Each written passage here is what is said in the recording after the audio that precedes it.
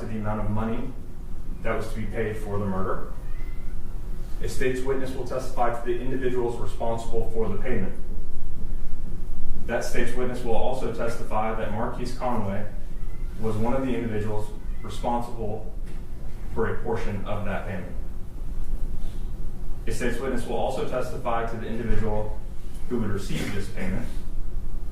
The state's witness will testify that Kewan White was, in fact, the individual to receive this payment, who was originally indicted in State's Exhibit number 1, the probable cause, which is before this court. The state's witness would also testify that Kewan White, or to who shot and killed Melvin Noble.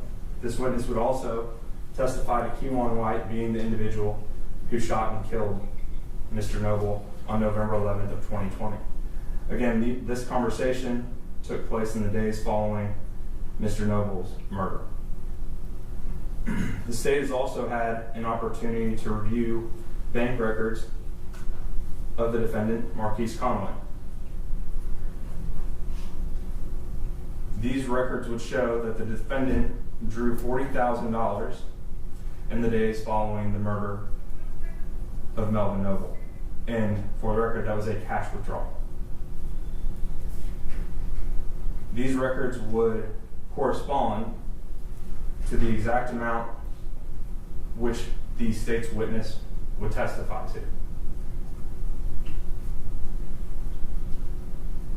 In reviewing these records, the state also became aware and believed that they would show that the defendant had anywhere between $800 and $900, but more specifically, $870,000 between a checking account and a savings account with one particular bank.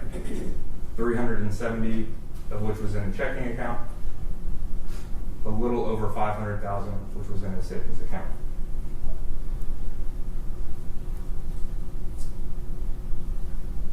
The state at this time would like to publish to the court what's been marked as State's Exhibit number 3, which is the video of the offense. Thank you, Your Honor. Now, before that's published, could I just address something with the prosecutor and their proffer? Sure. So it's clear for the record that as he recited, the state's witness, his proffer is, that's just one witness. Correct, Your Honor. Multiple witnesses. And that I don't recall if the specific in the proffer was when the date that this witness purported to hear this conversation. I do not have the specific date written down, but I know it was in the days following the offense. We do have evidence of when this could have taken place based off of cell phone data of when the defendant was in another state and then when he came back to Texas. So we believe we have a time frame. As far as the exact date, I do not have it this time. Anything else, Mr. Hill? No, Your Honor. Permission to publish, Your Honor. Yes. You don't want the lights off? It's at the court's discretion. Oh. And Your Honor, this is, just for context, this is approximately noon on I-35 heading northbound. This video is taken from a Kroger 18-wheeler, and this is heading north I-35 into downtown Dallas on noon on November 11th, 2020.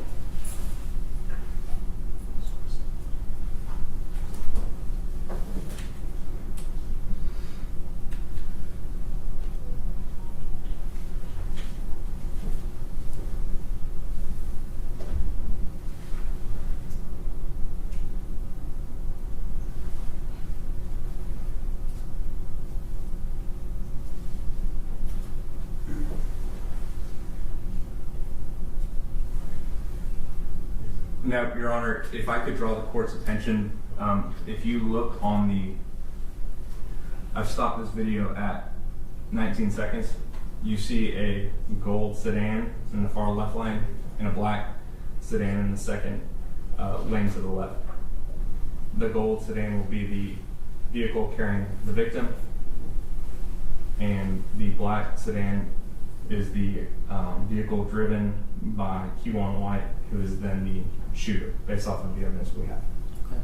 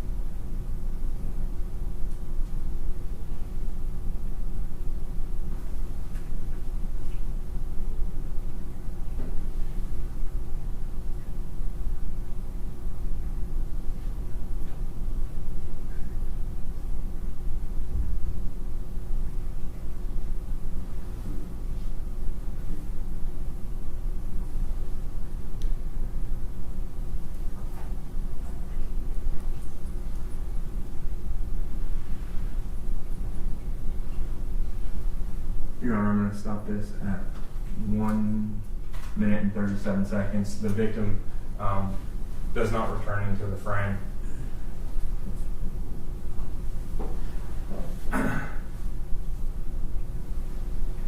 The only other things that the state would like to proffer as far as this bond hearing, since the court does not have a probable cause affidavit, of course, since it's a grand jury referral, defendant Q1 White was also indicted. You do have his murder probable cause affidavit from 2020.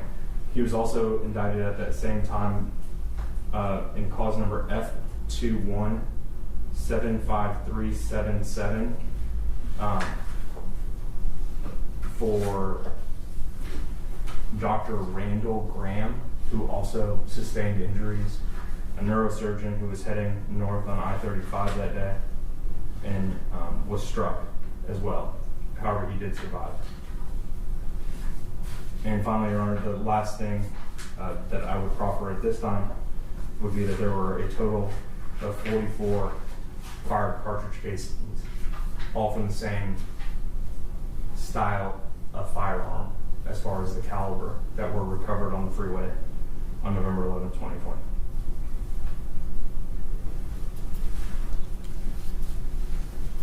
And at this time, you're on state arrest. The defense. Judge, this time we call Ms. Alexander to the stand.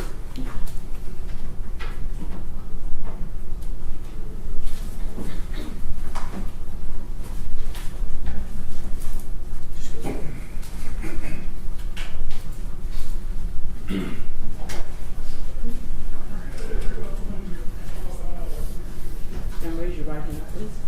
Do you swear or affirm that in all matters before the court you will tell the truth, the whole truth, and nothing but the truth? So help you God. I do. You may be seated. May I proceed, Your Honor? Yes. Ms. Alexander, could you introduce yourself to the court and spell your last name for the court reporter? Yes, my name is Alma Jean Alexander, Alexander. I'm Marquis' grandmother. Ms. Alexander, are you currently employed? No, I retired from Dallas County in 2014. Now, when you tell the judge you retired from Dallas County in 2014, what was your occupation? Deputy clerk. And just for the record, a deputy clerk, what does a deputy clerk do? Process paperwork from the attorneys for the judge.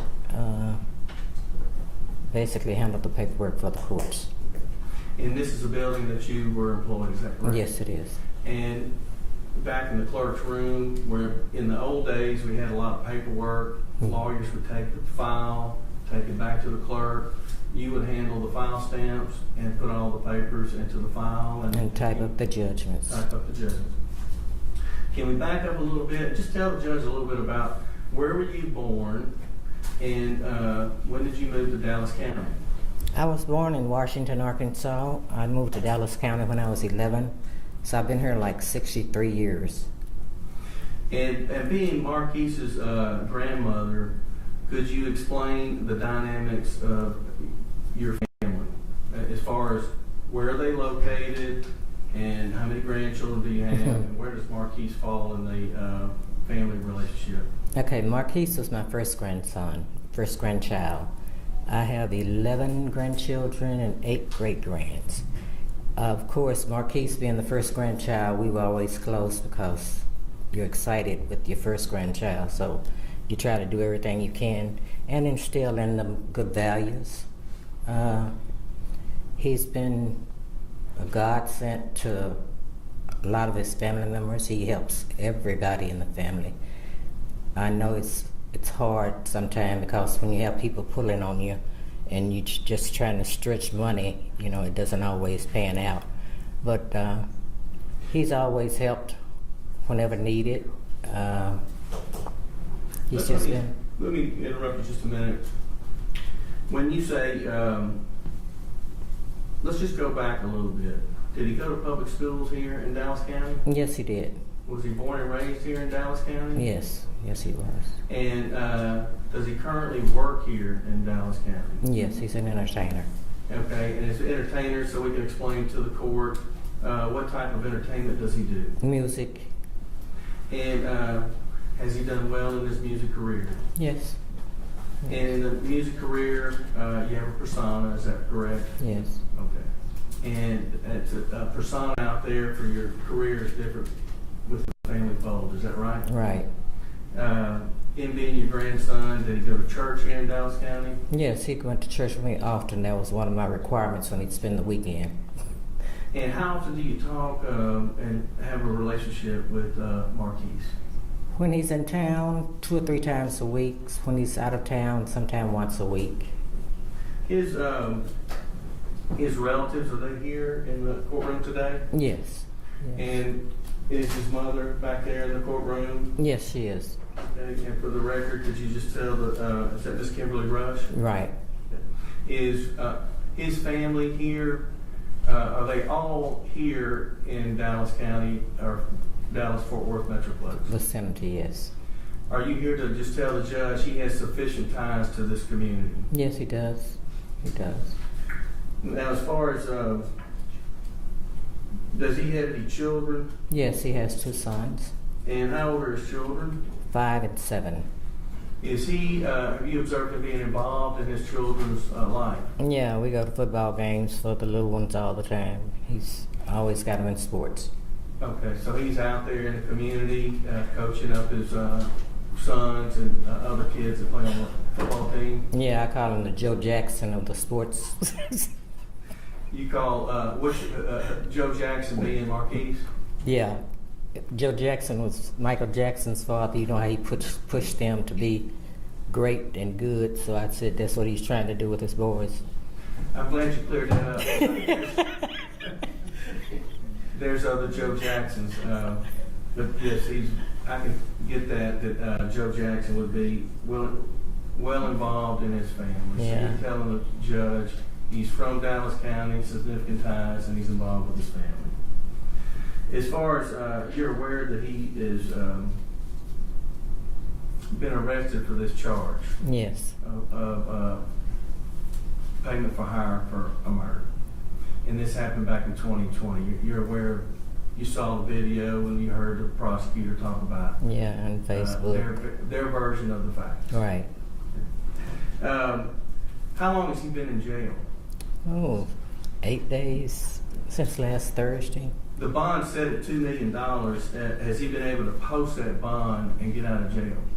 He's still sitting here. No, he hasn't. We're asking the court for a $250,000 bond based on, do you believe that Mr. Conway could post a $250,000 bond? I'm pretty sure we can get it together.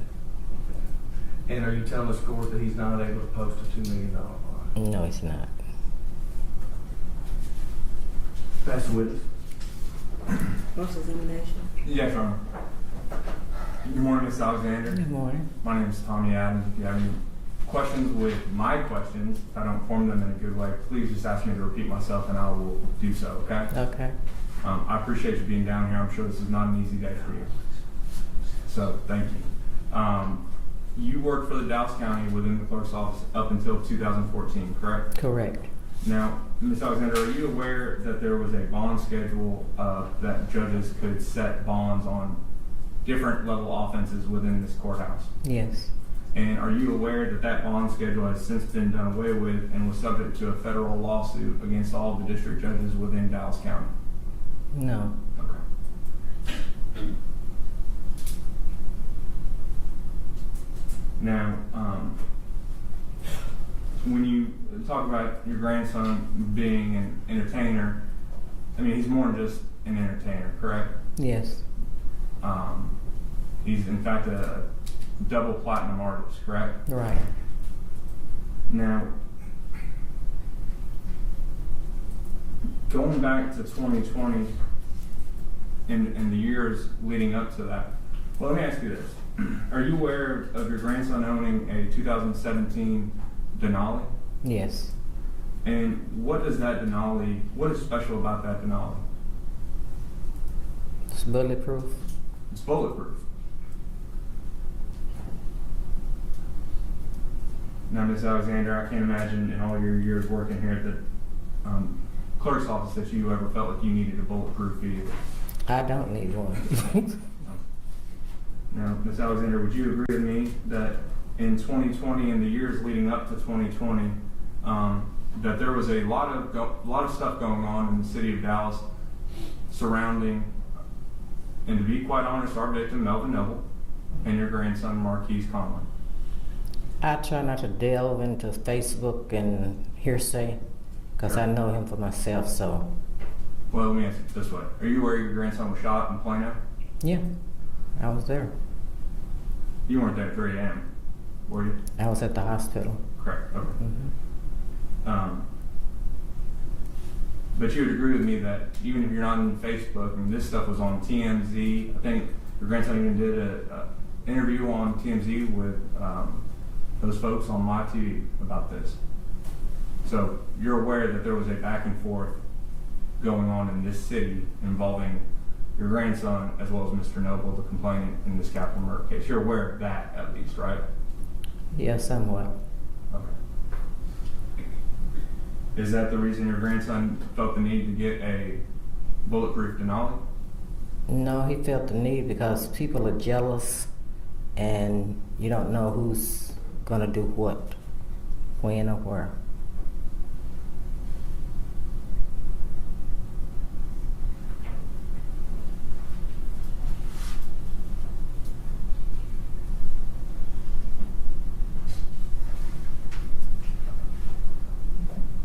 Now, are you aware of whether or not he had to, if a Denali comes that way off the lot, or if you have to actually pay money to get something like that done? I have no idea how it happened, where it happened, why it happened. I just know he had it. Sure. And as far as your grandson being in custody for approximately 8 days, defense asked you initially how long he'd been in jail and if he was able to make a $2 million bond. And your initial answer was, no, he hasn't. And then when they followed up with whether or not he could make a $2 million bond, that's when you said, no, he cannot, correct? Right. Now, especially with all of your experience here in the county and working in the clerk's office, you're aware that when somebody has a $2 million bond, they can pay only 10% of that, correct? Yes. With the bondsman's help. Now, your grandson is a double platinum recording artist, correct? Correct. And he lives in a mansion in Frisco, correct? Correct. And he has houses in other states, correct? And I'm not aware of that. Are you aware of him paying and helping to support other individuals in the family and also extended family and friends? I'm not into his business like that. You'd agree with me that your grandson is substantially well off, correct? He might used to be, but if he could make a $2 million bond, he'd be out. Would you agree with me, though, that there's a difference between can, want to, and choosing not to? I'm aware of all of those things, but I know he don't want to be in here, so I know if he could afford it, he'd be out. Plus, he has other bills. He don't just have money laying around. Sure. Now, Ms. Alexander, if I wanted to reach out to Ms. Rush, your daughter, what would be the best phone number to reach her at? She's not my daughter. Okay. Mr. Conway's mother, if I was going to reach out to her, what would be the best phone number to reach out to her at? You don't have that information? If you were going to reach out to her, not me. Judge, I'm going to object to bantering with the witness and relevancy here. We're kind of veering off to and getting in discovery. The state hadn't showed us their case. They've made a proffer here. It seems like they can do their discovery outside the courtroom. Objection overruled. You may proceed. Ma'am, you'll need to answer the question. What was it? If you were going to call Ms. Rush, what number would you call her at? If you need to check your phone, I'd be happy to wait. Okay.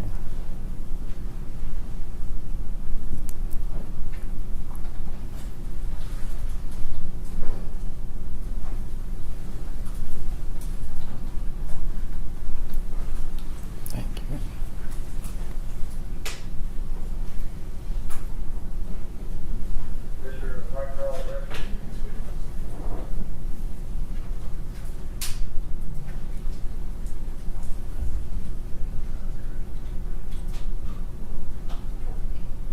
Two 554-554-5606 5'6". 06.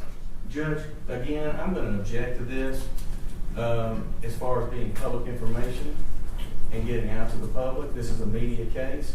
This is an improper question. I know the judge just overruled me on this, but there is a fear of this getting out. Well, it's out there now. I would ask the court to seal the number. The prosecutor had it.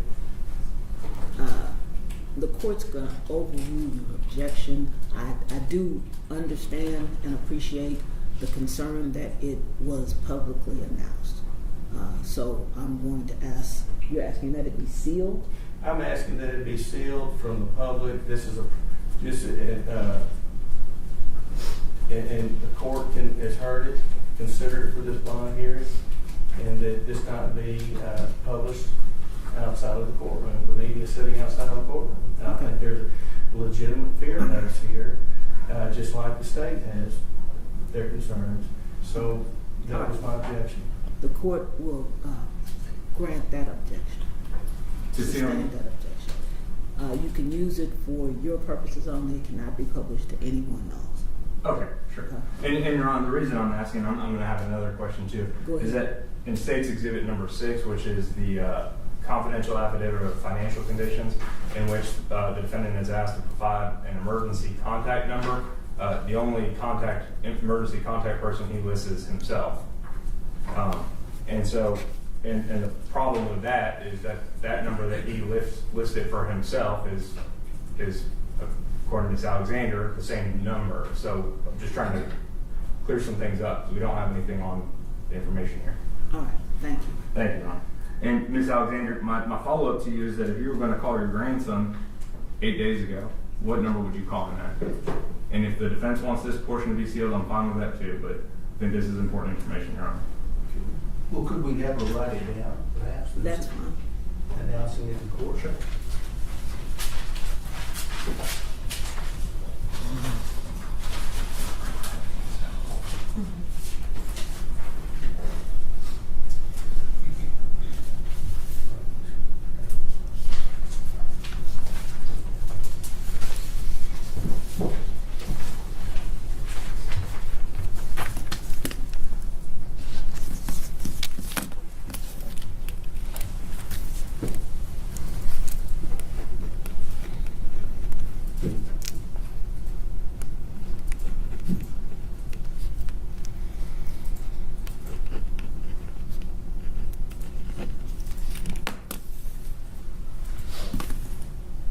Thanks, ma'am.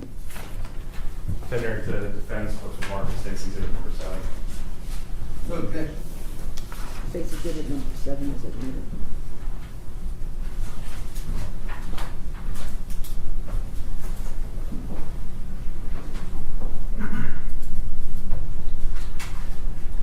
Now, Ms. Alexander, you testified that your grandson has significant ties to this community, correct? Yes, Born and raised in the greater Dallas area. correct. As far as how much time he spends in the city of Dallas, or more or less Dallas County and the surrounding areas at this point, do you know approximately how much time he spends in the greater Dallas area per month? I'd say 3/4 of the time. 3/4 of the time.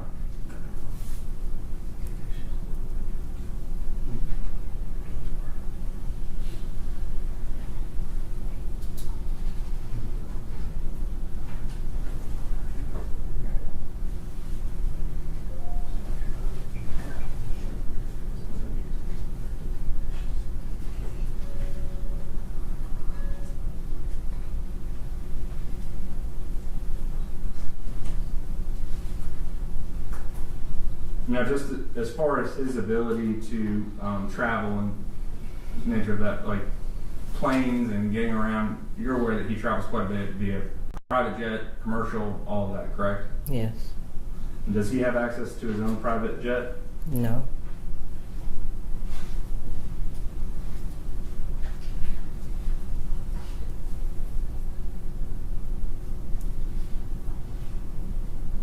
Do you know approximately how often he does fly private? No, I don't. But when he does that, he would be having to pay for those bills as well, correct? Correct. Do you agree with me that flying private is not the cheapest thing in the world to do? Yes.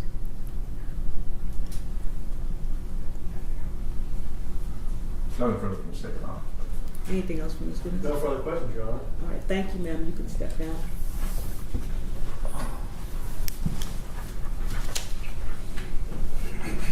You have another witness? Judge, I was going to make the proffer we discussed back in Chambers. May I make a proffer, Your Honor? Yes. Judge, a lot of us have been down here at this courthouse for 30 years. I'm not going to go over the law. I know you understand the bail bond and how we have it in law. I just wanted to point out in some of these cases where there's high profile, in the state versus Michael Lucky, that was a capital murder case. That was in Criminal District Court number 7, the court that we're in. That was a high profile case.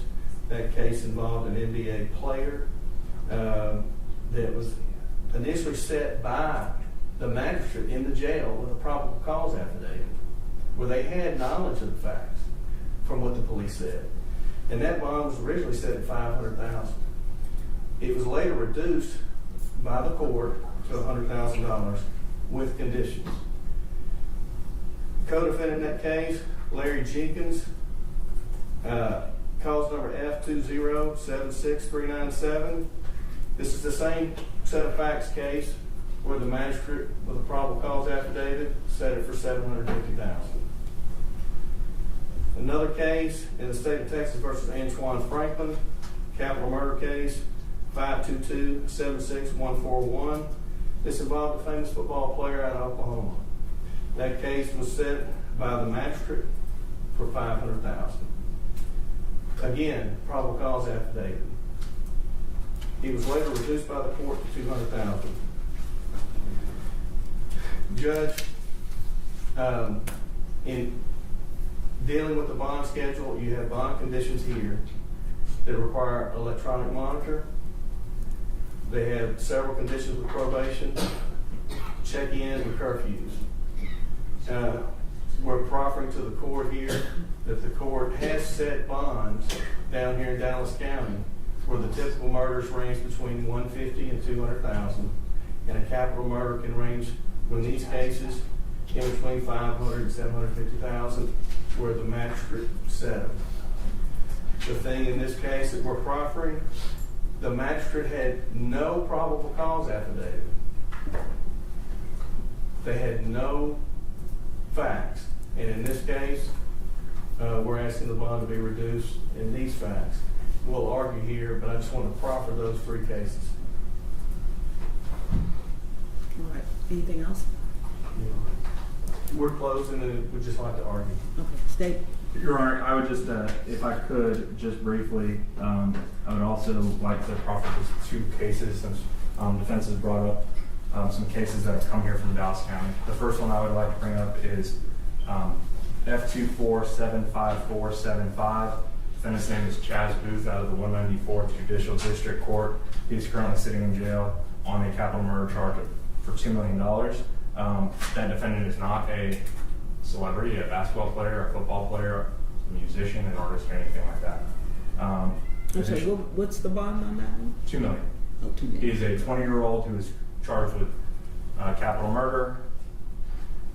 Additionally, we have Jordan Owens, who was recently sentenced, F2377243, also a capital murder, and his bond was set at $1.5 million, and I believe that was in the 282nd Judicial District Court. And that's, as far as cases, I'm not going to keep going with. I'm not going to go back and forth, so that's all we have as far as rebuttal and trial. Your arguments? We'll waive and reserve the right for a rebuttal. All right. Judge, I'll begin and then Mr. Gusio will finish up with that. Your Honor, as you know, under 1715, the court considers certain facts in the bond reduction hearing and determining whether to reduce the bond. Here in this hearing, the court has before you been introduced 2 arrest affidavits.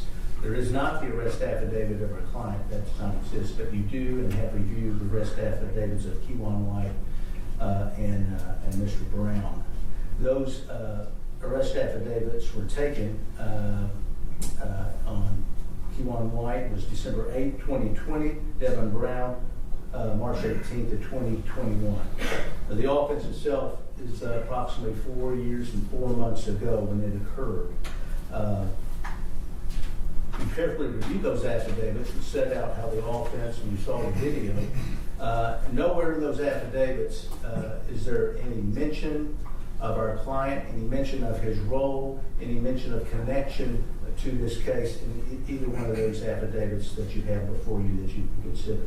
As far as the proffer given by the state, they choose what they can proffer. They said they have one person who overheard a conversation after the incident that happened on the highway in which he heard money being discussed and our client present at that during that conversation about paying money.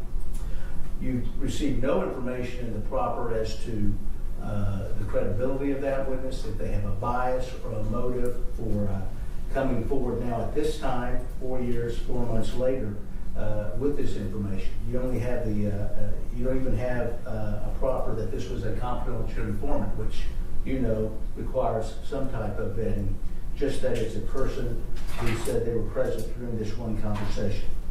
And that's the only evidence that you have before you this hearing that connects them to this offense. The state also proffered a bank record that said there was after the incident in November of 2020, there was a withdrawal of $40,000 cash. No proffer was made as to if that money, if there was traced anywhere to the other defendants charged in this offense. You've received no information of a text message, any message on a social media platform that our client paid for this murder, any type of remuneration, no recording of any sort, just this person who came forward and said he overheard this conversation. As far as the bank records go, the only thing in evidence before the court are records that were back in 2020 when they quoted 2 different accounts which accounted for $800,000. You've heard no evidence as to his current financial bank records and what is in there. You only have before you testimony of the defendant's grandmother who told you he cannot make the bond, has not been able to make the bond, and cannot make the $2 million bond. I'll let Mr. Gusio finish with the other parts of the argument. Judge, thank you. I I'm not gonna go back over what Mr. Shook said. What the court has before you is a case that's been investigated for 5 years, and my client, Conway, is a citizen in this community that has no flight issues. He has not left this community. He stays in this community. His family is sitting right back here in the courtroom that showed up to the support in this community. A big factor of this is that he has significant ties to this community. The current bond conditions that you have in place with a leg monitor would be whatever concerns that the state may have or the court may have to know where he is. His grandmother has worked down here and understands how to communicate with the court. We have people, and the bond restrictions of that, the court is aware of how significant the bond restrictions are in keeping them and writing a bond. Judge, we're coming at this is a significant, oppressive, and punitive bond under the law, in our opinion. We believe that the magistrate, when she set this bond, did not have any evidence in front of her and set it high. We also believe that after 8 days, had he had the money, he would have posted it, and he's sitting here in jail. And that those cases that the state and I have talked about, the court is well aware of a wide range that you have, but given these facts that Mr. Shook went over with no corroboration, we don't know anything about their case, this witness, who they are, the court doesn't. And given the facts presented, we're asking you to reduce this bond to an appropriate amount where he can abide by the conditions and come to court, and we can fight this case. Okay, thank you. State.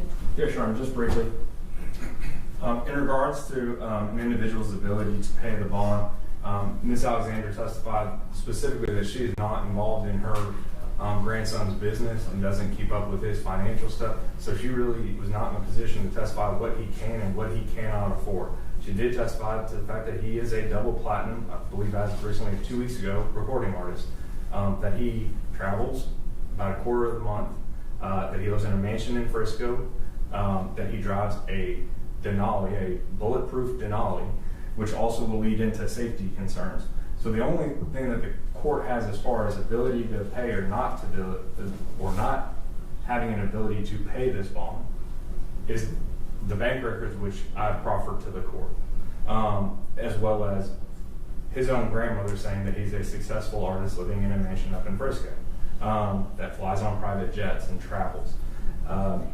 The important thing about the Denali is not just the fact of the cost and all of that, but it's the fact that when we're talking about safety concerns for the community, and one of the factors that the court should take into consideration is, if this individual were to get out, is there a viable safety concern? The fact that the defendant has a bulletproof vehicle and drove one at the time and was arrested in it 8 days ago, that should tell you all you need to know. And that's not just based off of pure jealousy. Your Honor has been doing this long enough to know that is based off of something much greater than just pure jealousy. As far as safety circumstances for the community, this is, as defense has stated, a very high-profile case, and this defendant is very well known, not only locally, not only in the state, but nationally and internationally. The fact that this individual has the means and the resources and the reach to get to witnesses is a true concern that the court should also take into consideration, and that this was part of a bigger thing that was going on in 2016, 17, 18, 19, 20, culminating in the death of Melvin Noble. The circumstances surrounding are not only the offense in itself, but the circumstances building up to Mr. Noble's death. And Your Honor, I didn't want to go back and forth with the defense on proffering cases of bonds and $2 million and $3 million bonds, but the truth is, this is a capital murder for remuneration. And the defendant is charged with paying other individuals to take another human life. And he has the financial means and the reach to do it. In fact, I think it's important that there was another victim. This was at noon on I-35 leading into downtown Dallas. 44 fired cartridge casings. Who knows how many others were knocked away by the cars that kept driving by. Melvin Noble was hunted down on November 11th in 2020, a beloved son of Dallas. It could have been so much worse, and that's a terrible thing to say when it's a capital murder for remuneration, where he has paid another man to hunt down and kill somebody in broad daylight. Your Honor, based off of all the testimony and the facts that have been presented in this court, we'd ask that you leave the bond where it is at, currently at $2 million. All right, let me have the exhibits, and then if you all will give me about 10 minutes, I'll respond.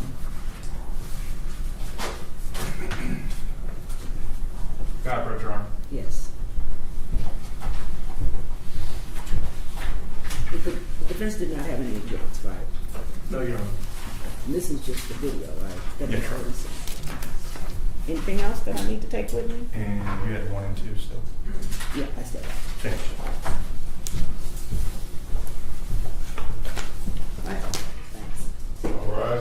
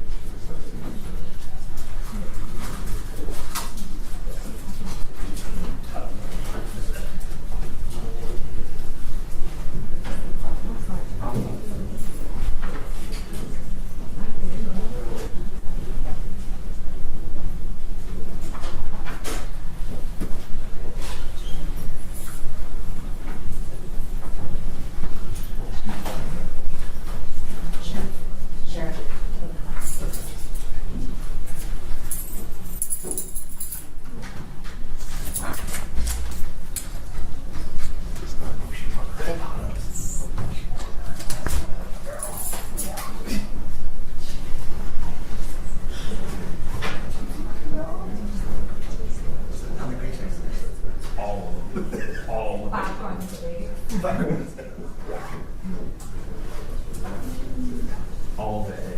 All big day. All day. It's the one.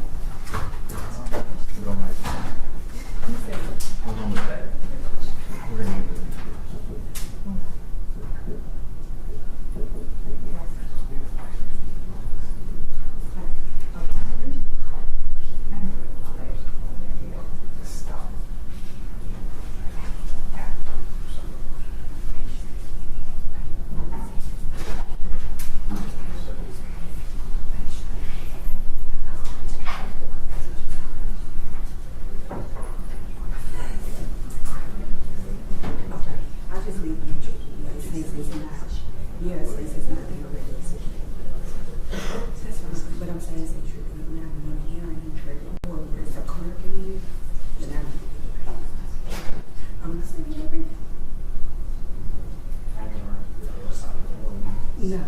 So that's what I'm saying. So since it's not that ready for us to do that. Okay. The coroner's office. We won't do that. She done her radio and these are no.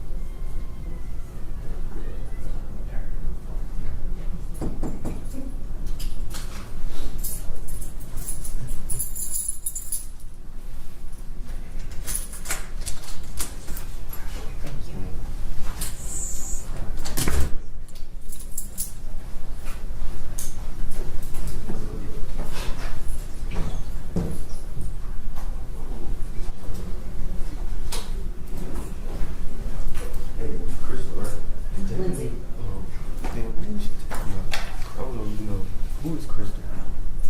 Who is Crystal? Yeah, my court reporter named Jamie. She was telling me about some Crystal Higgins.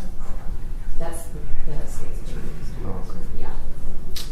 Oh, my bad. I It's apologize. okay.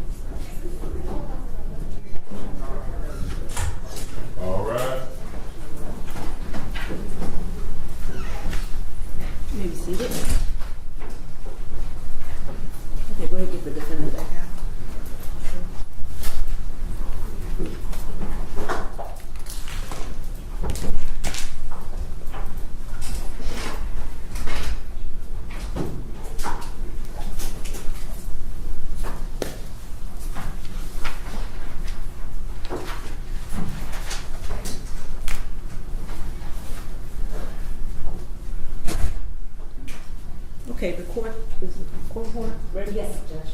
All right, the court's ready to make my ruling. The court is going to reduce the bond to $750,000.